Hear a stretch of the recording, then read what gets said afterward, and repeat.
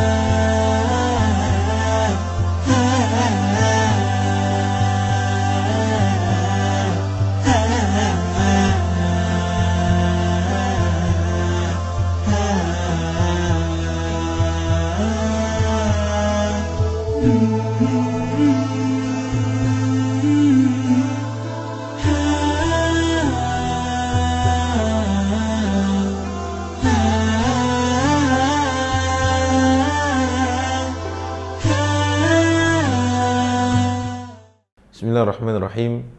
Alhamdulillah wassalatu wassalamu ala Rasulillah. Amma ba'd. Assalamualaikum warahmatullahi wabarakatuh. Kaum muslimin rahmati Allah. Allah Azza wa Jalla menciptakan alam semesta ini untuk supaya manusia menjadikannya tempat tinggal. Allah menciptakan bumi misalkan. Allah menciptakan pepohonan, Allah menciptakan pegunungan, Allah menciptakan sungai dan lain sebagainya untuk supaya manusia menjaga, untuk supaya manusia memanfaatkan, untuk supaya manusia mengambil sebanyak-banyak manfaat. Tetapi dengan semua fasilitas yang Allah berikan, sudah menjadi kewajiban bagi seorang manusia, terkhusus seorang muslim, untuk menjaga, merawat lingkungan atau fasilitas yang Allah berikan kepada mereka. Islam datang dengan mengajarkan para penganutnya, kaum muslimin, untuk senantiasa menjaga lingkungan di mana ia tinggal. Sebagai contoh, Nabi SAW bersabda, hendaklah kalian bertakwalah kalian dari 3 laknat. Apa yang dimaksud Nabi SAW 3 laknat ini? Maksudnya, jangan sampai kalian merusak 3 hal. Pertama, jangan kalian bertempur di air, ya. Kemudian, jangan kalian menebang pohon, jangan kalian merusak tempat-tempat teduh, atau kama qala sallallahu alaihi wasallam. Dari sini kita tahu bahwa tempat-tempat yang tadi dijadikan atau dilarang Nabi untuk dirusak, seperti sumber air. Kita tahu sumber air itu menjadi sebuah kebutuhan pokok manusia, baik muslim ataupun selainnya. Manusia seluruhnya membutuhkan air, sehingga kalau tempat itu dirusak, lantas akan terjadi kesulitan orang mendapatkan air bersih yang bisa dia gunakan. Kemudian pepohonan yang banyak kita ambil darinya buah-buahannya, kemudian dedaunannya, bahkan batang pohonnya yang hari ini kita gunakan menjadi tempat atau media tempat kita menulis. Yang selanjutnya adalah pohon yang teduh, tempat teduh di mana mungkin ada binatang di sana, ada orang yang sedang kepanasan yang bisa berteduh dan lain sebagainya. Islam datang untuk mengajarkan kaum muslimin dan mengajarkan seluruhnya manusia yang ada di atas muka bumi ini untuk supaya menjaga, untuk supaya tidak merusak. Hal ini juga sama disampaikan Nabi SAW agar supaya kita yang berada hidup bersama alam, tinggal di atas muka bumi ini, hidup berdampingan. Sebab sudah menjadi sunnatullah apabila manusia serakah, apabila kita serakah agar mendapatkan keuntungan sebesar-besarnya dan sebanyak-banyaknya, kemudian tidak memperhatikan aspek, ya, keseimbangan atau keberlangsungannya tempat tinggal atau lingkungan. Kita sudah tahu dan kita sudah lihat di belakangan ini, di era sekarang, bahwa berapa banyak orang mengeruk keuntungan sebesar-besarnya dan sebanyak-banyaknya tanpa memperhatikan lingkungan hidup. Walhasil, ada orang-orang yang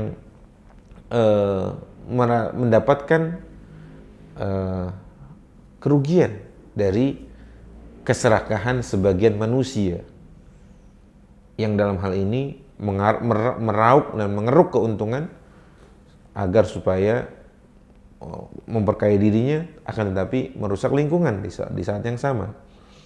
Ini sungguh jauh dan bertentangan, sangat bertentangan dengan apa yang Islam bawa. Bahkan Islam tidak hanya memerintahkan kita kaum muslimin dan manusia seluruhnya, peradaban Islam tidak hanya memerintahkan kita untuk merawat, bahkan menanam. Islam datang mengajarkan untuk menanam. Bukankah Nabi pernah menyampaikan suatu hadis bahwa apapun yang kalian tanam kemudian kelak tumbuh menjadi pohon yang berbuah, buahnya dimakan, buahnya diambil orang, dicuri orang, atau buahnya dimakan hewan atau dan lain sebagainya, itu semuanya sedekah. Bahkan lebih dari itu, bentuk perhatian kaum muslimin, bentuk perhatian peradaban Islam terhadap lingkungan. Nabi SAW mengatakan, apabila hari ini kiamat, kata Nabi, terjadi kiamat hari ini, dan di tangan kaum muslimin, di tangan kalian ada benih yang belum ditanam, ya, kata Nabi, barang siapa yang bisa menanam, padahal hari itu kiamat, tanamlah. Itu bentuk kaum muslimin. Muslimin tidak merusak. Muslimin datang bahkan memakmurkan, bukan merusak. Ya, sebagaimana saya katakan tadi bahwa Nabi melarang bertempur di sini dan sebagainya. Mungkin juga dalam bab fikih misalkan, ada larangan di antara adab membuang air kecil atau buang hajat, larangan untuk seseorang muslim membuangnya di bawah pohon yang berbuah, di lubang-lubang yang dimana mungkin ada makhluk Allah di sana. Lihat bagaimana kaum muslimin atau peradaban Islam datang memperhatikan lingkungan hidupnya, karena manusia dengan lingkungannya merupakan satu kesatuan yang tidak bisa dipisahkan. Maka apabila terjadi keharmonisan antara manusia sebagai yang menempati tempat tersebut dan makhluk yang lain, yaitu alam semesta yang ditempatinya, maka apabila terjadi keharmonisan di antara dua hal tersebut, maka insya Allah akan terjadi hidup yang tenang, aman dan nyaman antara manusia dengan alam semestanya. Aqulu qouli hadza wa astaghfirullah li wa lakum. Wassalamualaikum warahmatullahi wabarakatuh. Taslih TV